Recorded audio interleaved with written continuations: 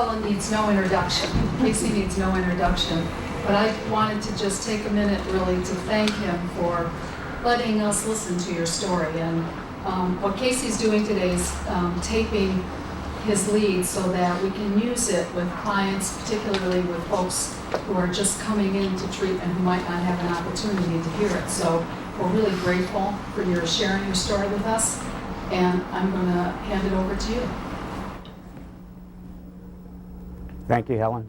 It's been funny when you get introduced and they say, here's someone who needs no introduction, and then they proceed to introduce you. But if you all could just give me a moment and join me in the serenity prayer.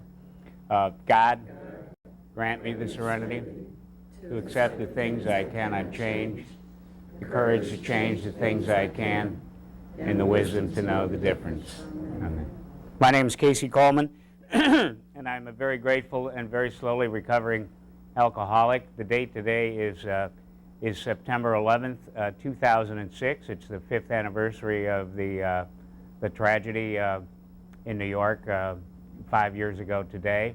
And I'm also mentioning that date for several reasons that will become apparent. I was born in Boston. I was a baby when we moved to Cleveland. I was less than a year old, and grew up on the West Side and lived a fairly normal childhood. We were Irish Catholic. Went to St. Raphael's School. Didn't get into much trouble. You know, I think the worst thing we ever did was soap windows with wax instead of soap because it was harder to get wax out. And so we were pretty straight and narrow kids. Growing up, you know, we followed the rule of the nuns and never got into too much mischief. And drugs and alcohol were way off down the road and really, you know, not a part of my life. When 1966, after my freshman year, I moved to Boston. The family moved to Boston. They took me with them, which was nice.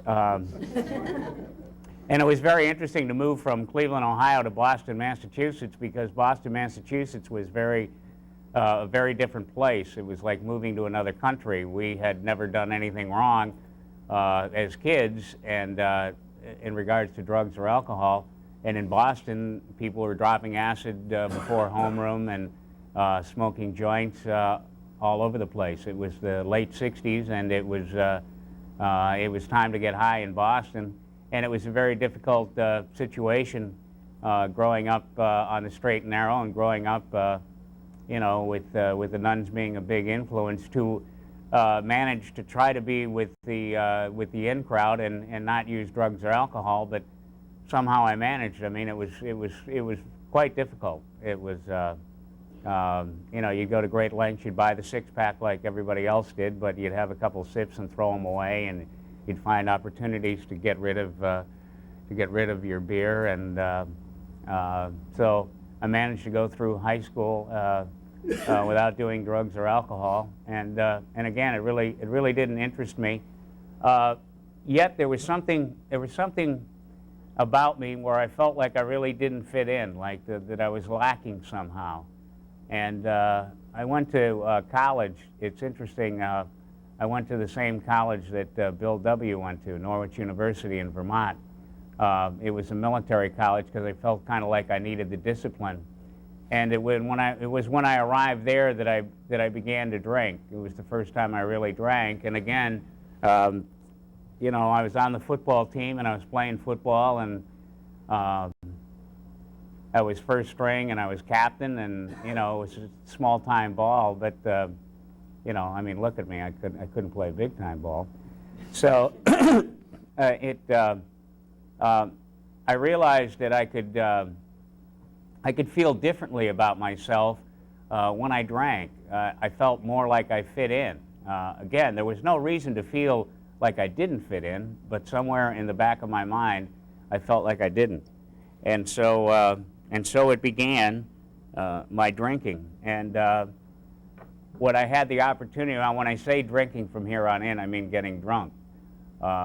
Because I don't remember once I started drinking and having a couple. It's amazing to this day, people that can have a couple of drinks and get up from a table and walk away and and leave alcohol at the table. It's the eighth wonder of the world to me. I don't know how they do it. To leave wine in a glass is like, wow, how does that happen?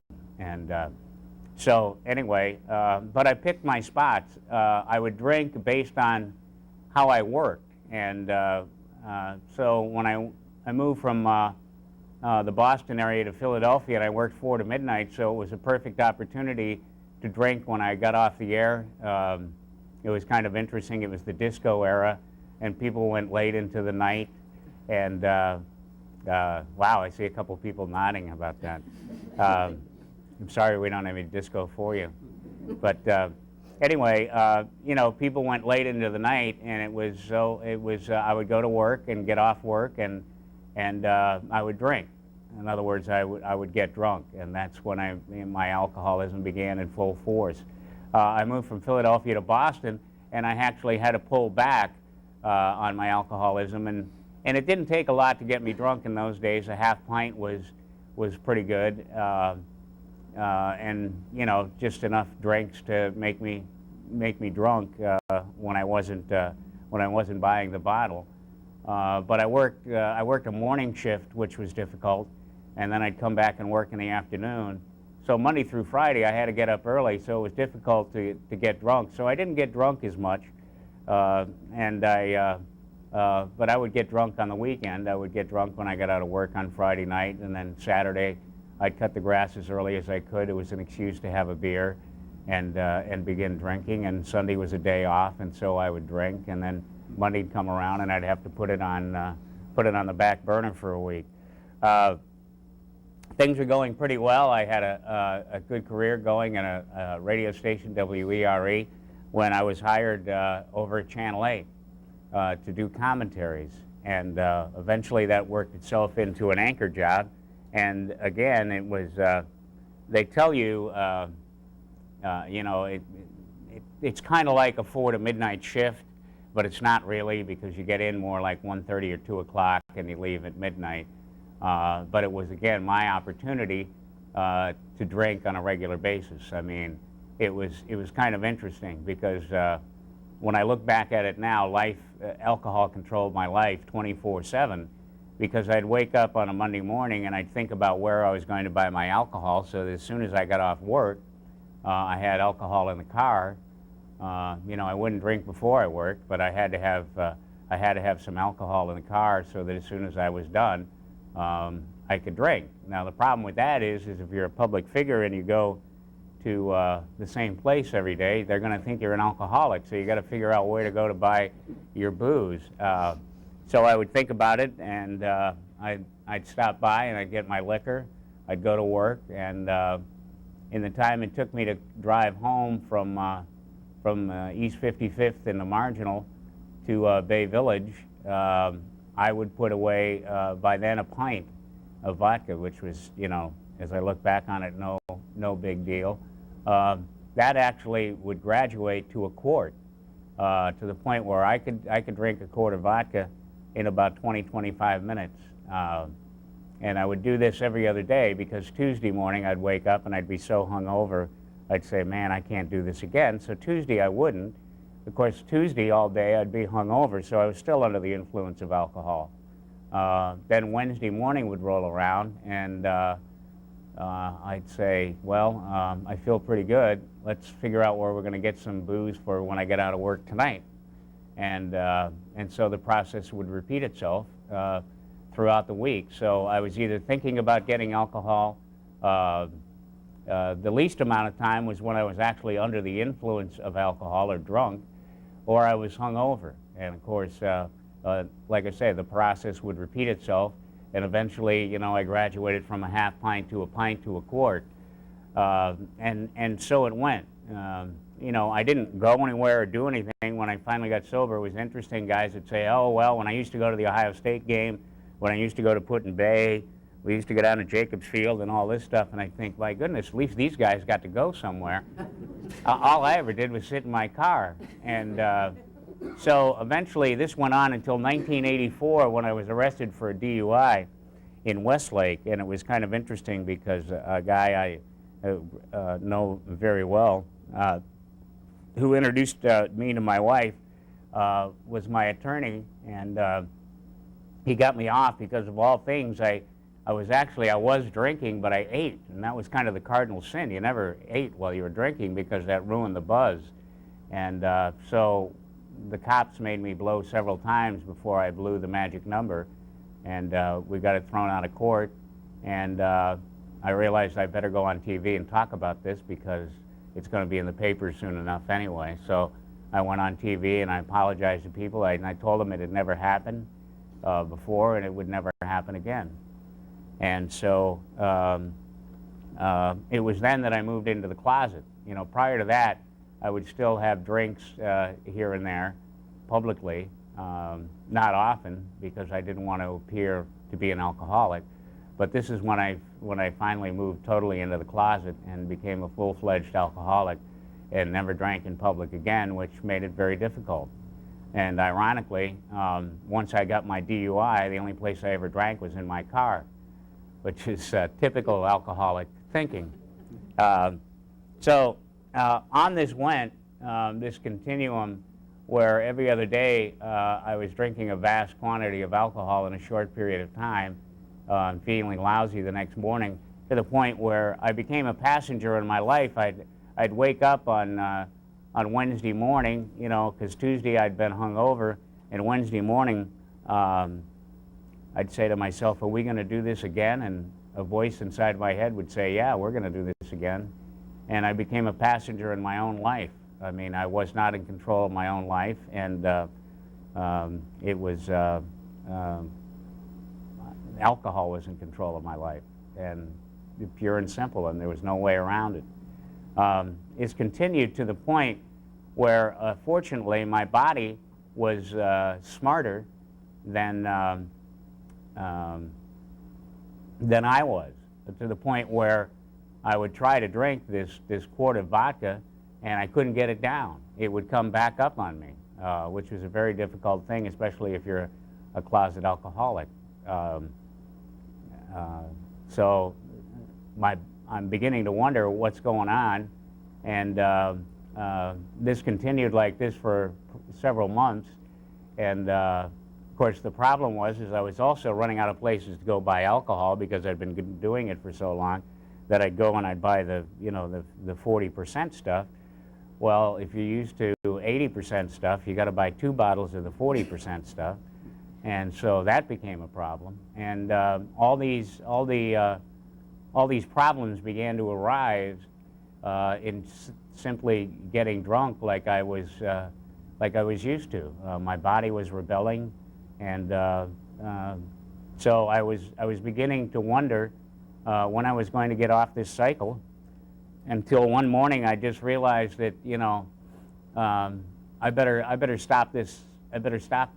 And I really didn't know where to go. I didn't know what to do. The only contact or anyone I knew in recovery was a guy by the name of Dr. Colemans at the Cleveland Clinic, and the only reason I knew him is because he worked with the Cleveland Browns. And so, so I drove over to the Cleveland Clinic and kind of wandered around in the early morning and found Dr. Colemans' office and sat down in front of his door. And he came in, and I didn't know him. He knew all about me. He didn't seem very surprised to see me. And so we sat down, and I told him my story, and he asked me questions, and we spent about 90 minutes together. And so he told me, he says, yeah, you're a full-fledged alcoholic, and the rate you were going, you'd have been dead probably in a year or two. You're also one of the most depressed people I've ever come across. I never really thought of being depressed. I just thought that's the way it was. And so he gave me antidepressants, which I immediately thought, well, great. Now I've got a way to get high, and I can give up drinking, and this is going to work out just fine. The problem is that, you know, you take a few, and, you know, twice is what was prescribed, and I'm waiting for this high to come, and it doesn't. And all you get is terrible dry mouth. And so I came to realize that maybe what I should do is do what the doctor told me and take them the way they were prescribed. And it actually leveled the playing field, and I had the opportunity to be happy. whether I was happy or not was actually my decision, and that's all the pills did, was give me that opportunity. So I began my rehab at the clinic, and I took the first step and took the second step, looked at the third step, and it was turning your life and your will over to God. Well, I got to tell you that I was having a problem with the steps anyway, because I had little use for the Catholic Church, and there was an awful lot of God mentioned in these 12 steps, which I had never seen before. And I thought, my goodness, all these God things, how's this going to work? And I thought, in typical alcoholic fashion, well, I'll do it my way. I'll do the 5 steps without God, and I'll go back and look at the 7 that involve Him. And my sponsor, who I was assigned to right away, said, well, that's just not going to work. So I had a real problem with the third step. I had made 3 decisions in a row that were very good, to check myself into rehab, to take the first step, the second step. Why did I need, to turn my life and my will over to God as I understood Him, or my higher power as I understood Him? And so I began enlisting the help of the clergy, and I didn't know where else to go. I talked to several priests, and I wasn't being too impressed. I was investigating Eastern religions and so on and so forth. And a guy said to me after a meeting, he said, because I would talk about this at meetings, because if you have a problem, that's what you do at meetings. You stand up and you let people know what your problem is, or you talk about it before the meeting or after the meeting, and you say, look, I'm having a real problem with the third step. So anybody has any input, I could certainly use your help. Well, as it turns out, this guy after a meeting said to me, he said, really, you don't have to get a higher power. All you have to do is switch them. And I said, well, I didn't have a higher power. How can I switch higher powers? And then they said, well, what do you mean you didn't have a higher power? Well, it was alcohol. And a little light went off in my head, and I go, oh, okay, yeah, right. All right, so alcohol controlled my life, so why can't God do the same thing? So I began to come around to the third step, and finally one morning I was watching my daughter. It was early morning. I was watching her make her bed, get ready for school, and I was a little bit on board with the third step. And I was just watching her from a distance. She was very sweet. I remember the sunlight. I remember everything about the moment. And suddenly I had a physical feeling in my body that something had happened. And I realized that a power greater than me had actually entered me, and something had changed. And I believe it was God. And I consider myself very fortunate because it was November 11th of 1998 when I took the third step with my daughters at St. Augustine's Church on a Saturday afternoon. And that's when I got right. When I stopped making decisions on my own and turned my life and my will over to God. I got sober in July of '98, but I didn't get right till I took the third step. And ever since that day, my life has gotten much easier because I'm no longer in charge. And when I was in charge, things didn't go very well. And when I turned it over to the Lord, my higher power, as I understood Him, things started to go much better. I was attending meetings on a regular basis. I was in the program a year and a half, 2 years, and I was taking from the program and staying sober. I was getting it. I completed my 12 steps, and things were going well, except for one thing. I wasn't giving back to the program. I was taking from the program, but I wasn't giving back, and I knew that that wasn't right. And so I realized that I needed to do something, but I didn't know what to do. Well, fortunately, having taken the third step, I came to the realization that it wasn't my choice, and I wasn't going to decide what it was I was going to do. God was going to do that for me. So I prayed about it. And one morning I woke up, and I just happened to, my head was still on the pillow, and I happened to open my eyes, and there was the booklet, the AA booklet about meetings. and it just happened to be open to a page where it said that on the first and third Wednesdays of the month, there were meetings at the main office on East 12th to help run meetings at prisons. And I realized that this is what I was supposed to do, so I took myself that night down there, and I began helping out with meetings at the Justice Center and at Grafton. And this is what I was supposed to do to give back, and that's how I began to give back. I did this for a while. I was appointed a member of the county drug board, of all things. This alcoholic, a member of the drug board, was kind of interesting. I learned a great deal. A gentleman approached me from Recovery Resources and asked me if I would help out with a golf tournament, and I said sure, because that's what you do. You say yes when you're given an opportunity to help out.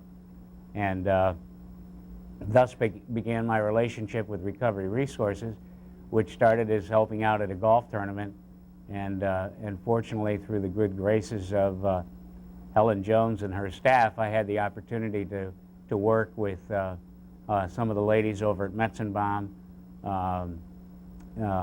over at the shelter on Lakeside, to work with some outpatient people, to work with the SAMI groups at Van Roy over on Detroit, because I was duly diagnosed substance abuse, mentally ill. Thus the term SAMI, for those of you that aren't familiar with it. And it's been a wonderful ride ever since. And like I say, I started to get right in 1998, and it wasn't until I took the third step that I really got right, and my life really began to turn around. So life's going along pretty good, and then last October, I'd had a pain in my side for several months, and in typical male fashion, I didn't think thought it was a pulled muscle, and all kinds of self-diagnosis was going on. And then my wife and I kind of diagnosed this as a gallbladder problem. So a doctor went and sent me on a CAT scan, and he came back, and he didn't look very happy. He said, you've got a mass on your liver, on your pancreas, pardon me. You'd think it'd be my liver. And I didn't know too much about what was going on, and I said, well, what do we do? And he said, well, he says, hope for the best, but prepare for the worst. And it wasn't until we got home and researched it that we realized that pancreatic cancer is one of the most fatal cancers there is, and most people don't survive it. And that's what I had. So we went into the Cleveland Clinic, and there was only a 20% chance that they could operate. And fortunately, I was among the 20%, and they operated. And but the prognosis wasn't good. We weren't supposed to survive this thing.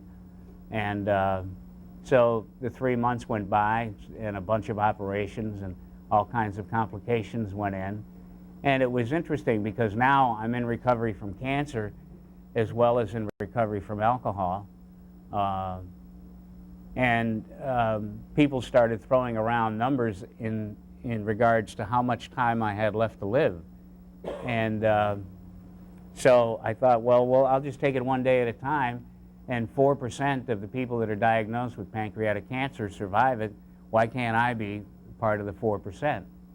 And so, you know, January became February, and February became March, and things were going well, and we were amazing some doctors at the clinic who didn't think that, you know, that I'd see March or April, and March and April came and went, and June, and I thought, this is great, and I felt, you know, I felt pretty good. I thought, it's time to go back to work.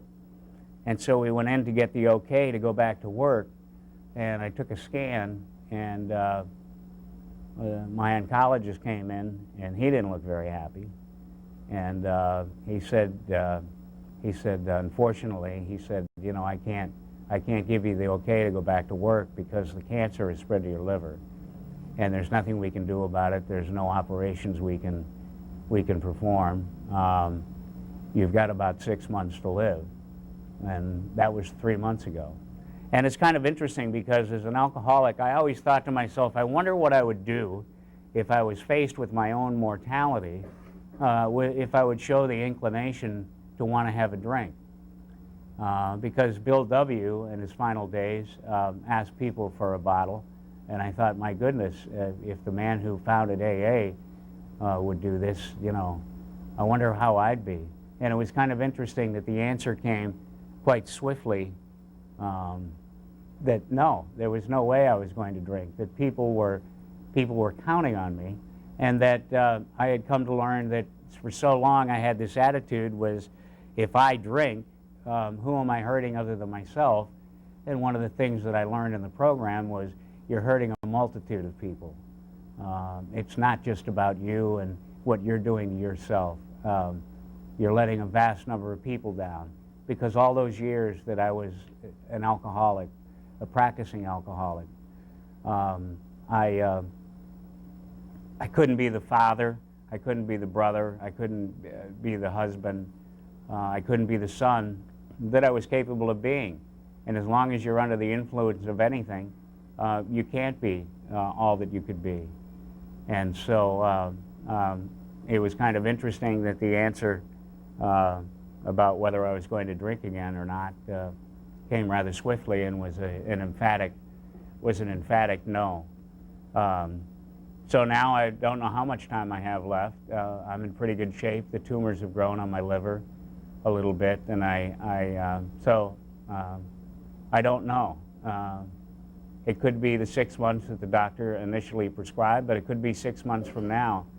But it doesn't really matter because I'm only taking it one day at a time. I don't work anymore in terms of weeks or months. I only work in terms of days. And today was a good day. You know, today I got to work. It was a beautiful day outside. And the reason it's a beautiful day is because I turned my life and my will over to God as I understood Him, and He's taken great care of me, and I don't have to make decisions on my own. And so I just wanted to come here to Recovery Resources and get down on the record my story, so that when I'm gone, people will have an opportunity to hear the story and maybe help someone. It's really a simple program. All you have to do is what you're told. All you have to do is show up for meetings and keep your mouth shut and your ears open, and learn. And when you have a question, ask it. And if you don't have a sponsor, get one. If you don't have a home group, you're homeless, so get one. And you know, a lot of people don't understand home groups. Home groups are people so that when your sponsor is not available, there's a whole list of people you can call if you feel like picking up that first drink or drug. You know, because it's really, it doesn't matter whether you smoke it or shoot it or swallow it. It's really, in the end, it all comes down to the fact that we're not comfortable in our own skin. We don't like ourselves, and so we alter ourselves through drugs or alcohol to feel differently about ourselves. And that's why we do it. And we do it because we don't like ourselves very much. And we have an ego. And it sounds strange because you wouldn't think that an ego and a lack of self-esteem would go together, because one sounds the opposite of the other. But actually they form perfectly, and the end result, unfortunately, is an addict. And so it's important to feel good about yourself, and you'll feel good about yourself if you turn your life and your will over to God and take the third step. So it's a very simple program. It worked for me, it can work for you, and it'll help you in all areas of your life, regardless of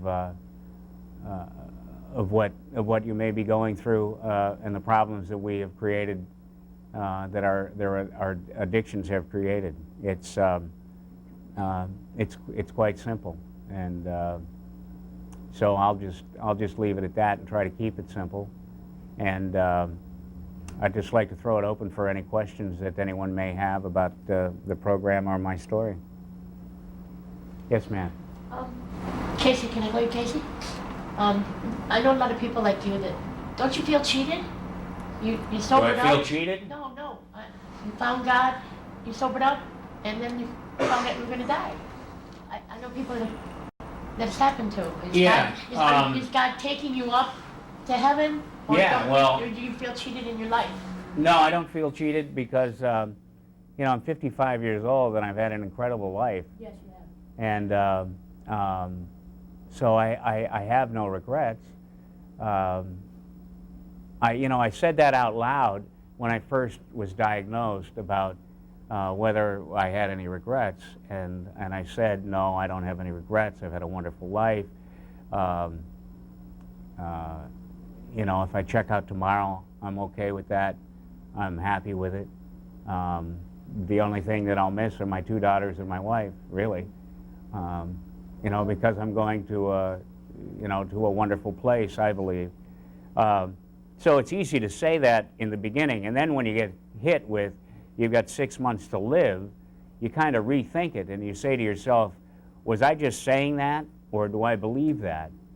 And so I sat down back in June and realized that I actually meant it, that it was okay, and it's going to be okay. I'm going to miss, the people in my life, but I'll see them again. And no, I don't feel cheated, but I'm just taking the most of the opportunities I have on a daily basis to do what it is I'm supposed to do, which is today, September 11th, 2006. This is what I'm supposed to be doing, and this is where I'm supposed to be. Yes, ma'am. Hi, Casey. Now I'm addicted to chocolate chip cookies. That's not one thing, it's another. That's okay. But, She's addicted to chocolate chip cookies. That's all right. I ran with Ben and Jerry when I first got sober. But I was going to say, I'm here with Recovery Resources, and when I first came in and sat down, I was looking for a chair elsewhere so I could leave this open for the press and whatever. But I just felt a calmness within you. I don't know what I expected. I really don't, but I kind of expected with the news that you've been hit with that maybe you would be kind of jittery and kind of feel sick and down and, poor me.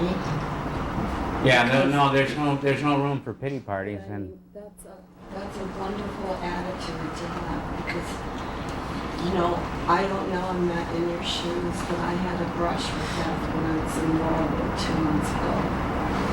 A real close brush with death with my brother.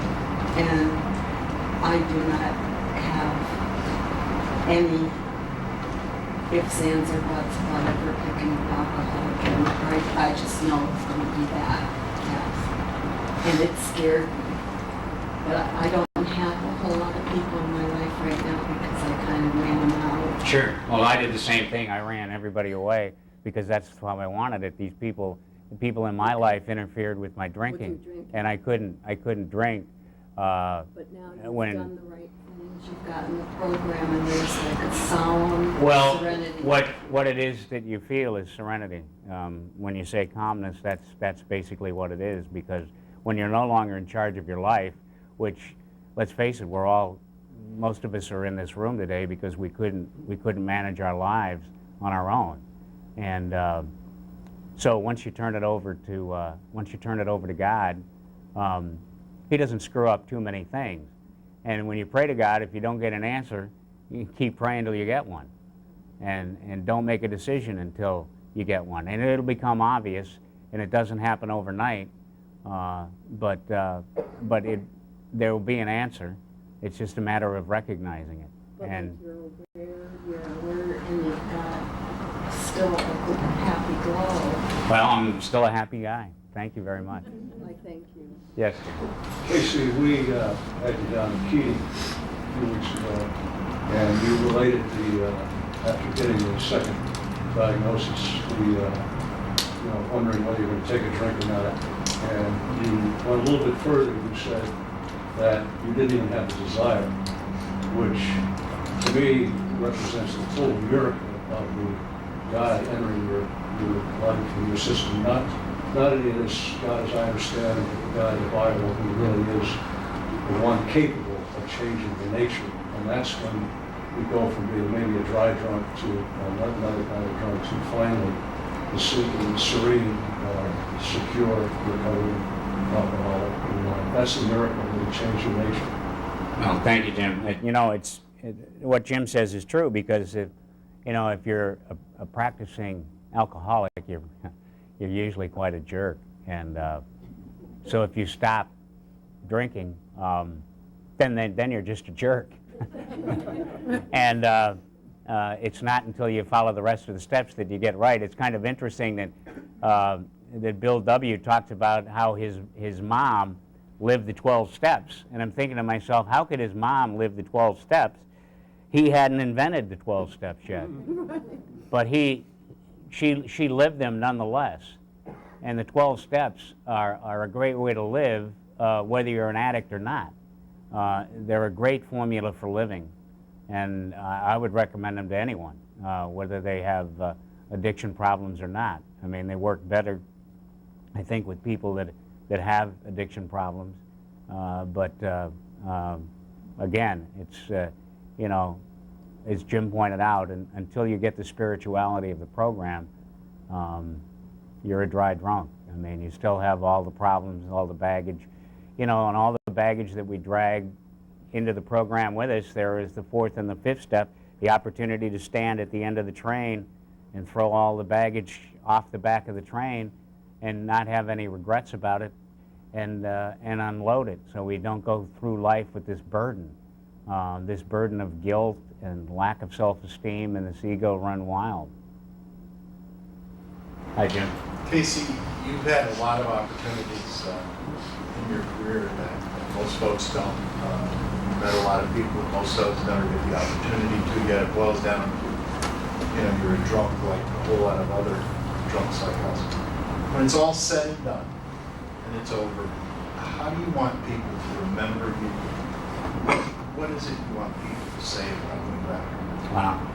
How do I want to be remembered? I don't know. I just, I think that's for other people to decide. I would say that, he went out sober. He went out with dignity. He went out with God's grace, and he never complained about his lot in life, and was looking forward to heaven. I don't know, though. I hadn't really thought about it. Hi. Hi. Well, I'd like to get on with you. First of all, I'd like to thank you for the many times you came out for the program and to talk to clients here and resources. And for the clients, it's been a great honor. And for me, it's been a great honor. And that's what I always remember as a very humble person that didn't mind coming, no matter who you do, you still came to us. And you had no problem reaching out, and you had no problem trying to help someone else step up. And I will always remember that. I think the hardest part for me was being able to accept me for the person that I am. And I remember my daughter, I was looking for a book. I said, "Where's my book? Who had my book?" And she said, "Well, Mom, trust me, nobody's reading your National Geographic, because you're a nerd." And a long time ago, that would hurt me. I didn't want to be. So I dragged these up trying to be somebody else. And now I'm a nerd, and everybody knows it, and I'm happy. Wear my glasses and my bun and drink a pop and read the National Geographic. And I'm okay with that today. I just really appreciate everything you say, everything that you stand for. And if you can still do what you do, facing what you're facing and smile and encourage, surely I can. And I'm thankful. Thank you, and I really appreciate you. Thanks. Because the bottom line is, and the beauty of the program is that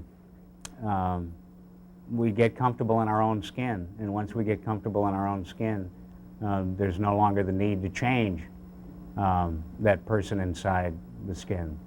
And so there's no need to take that drink or that drug. And it's, like I say, it's oh so simple. Yes, sir. I just want to say thank you for taking your time and coming down here, because it's a good way to work. Like, I've been in Dakota Resources here in the last couple of weeks. We've really been discussing steps 10, 11, and 12, and how that you're not really working them unless you're actually, giving back, taking someone else through the steps, and not just going to meetings and giving a lead every other week. And this is a really great forum for you to not only work the steps 10, 11, and 12, but also have an impact for the future people that come through here, once you're gone and all that.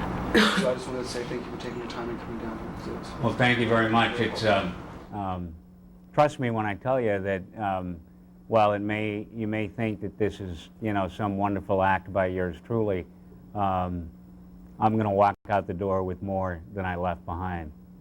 I feel badly about that. I wish it wasn't that kind of ratio, but that's kind of how it goes when you do lead. Thank you very much. I have 3 questions. I don't know if I'm allowed to ask you, but you first said that, thank you, by the way, first. Sure. You mentioned 9/11, and you're going to tie that into the significance of it. And I don't know if I heard it, so I wondered if there was a particular significance. Yeah, no, I just, because this is hopefully, someone will pop this into a tape machine, a DVD machine, 10 years from now. I just wanted to let people know when this was done. And when I was diagnosed with cancer, and when I had, because I imagine eventually at the end of it, they will put up Casey Coleman 1951, 2006, and hopefully 2007. My other 2 questions.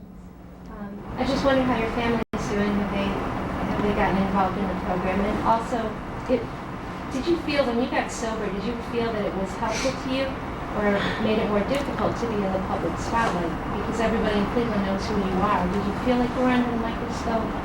And did that help her? I think briefly when I first got sober, being a public figure might have been a hindrance, but I came to realize in short order that there was a lot of good that I could do by virtue of being a public figure, and that I could really have some impact, because the more often we shine the light in the corner of these dark buildings that the alcoholics live in, if you shine a light on cockroaches, they scurry and they scatter, and that's kind of what we do every time we talk about alcoholism in a public forum, because it's still regarded by many people as not a disease, and they could stop if they wanted to, and it's not that big a deal, and why don't they just do it on their own and show a little self-discipline and all that, and it's so much more than that. So no, I maybe briefly, but I soon realized that being a public figure was something that would be advantageous for the program and for me. One more? Yes, sir. Sorry, Casey. I was Hey, yo. downstairs being of service. And speaking of service, I'll always remember, I think it was a couple years ago, we were at CMHA down on the west side. Right. And we went down there with a group of us on a Saturday. We took the van and we went down there just to tell people about recovery. It was in Recovery Month. And you shared with the people. We got a chance to listen to still sick and suffering addicts' stories and the trials and tribulations that they were going through, and got a chance to let them know that you can recover, that you can get better, that AA is real, 12-step programs are real. We had a great time. That was the very first time I met you. And ever since then, we had some conversations over the phone. I've sent you some letters and things like that. I just want to coattail on something Jim said that I heard from somebody a long time ago. In recovery, I know that somewhere down the line that I'm going to have to meet my maker. I already know that. And I believe that he's not going to ask me what kind of car I drove, what kind of house did I live in, how much did it cost, what kind of degree I had. how many letters I had behind my name. Where did I work at? Did I live in the suburbs or in the ghetto? I believe that there's only one question that will be asked, and that question will be, did you feed my sheep?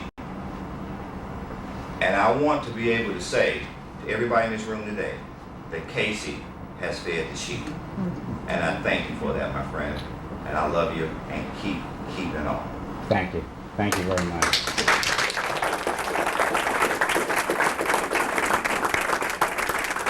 I just want to ask briefly, because the question was asked, how's my family doing? And my wife Mary is over there. And I can truthfully say that I wouldn't be sitting here alive today were it not for her and the way she's taken care of me and looked out for me all these months. My daughters, I know it's very difficult for them,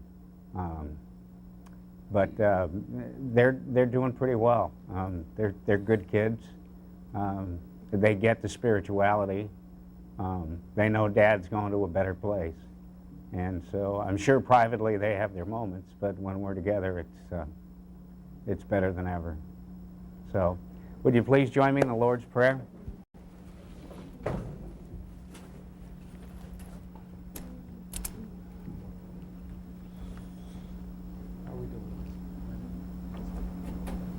Okay. Whose Father? Our Father, who art in heaven, hallowed be thy name. Thy kingdom come, thy will be done, on earth as it is in heaven. Give us this day our daily bread, and forgive us our trespasses, as we forgive those who trespass against us. And lead us not into temptation, but deliver us from evil. For thine is the kingdom, the power, and the glory forever.